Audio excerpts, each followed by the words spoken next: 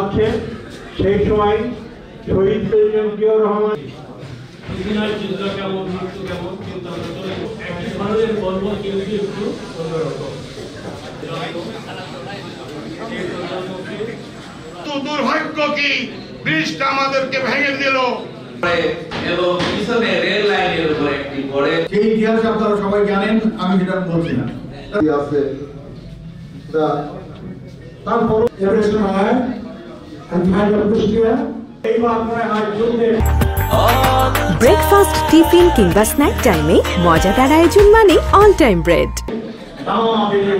যুদ্ধের কোনো গল্প নেই, আমার যে গল্প আছে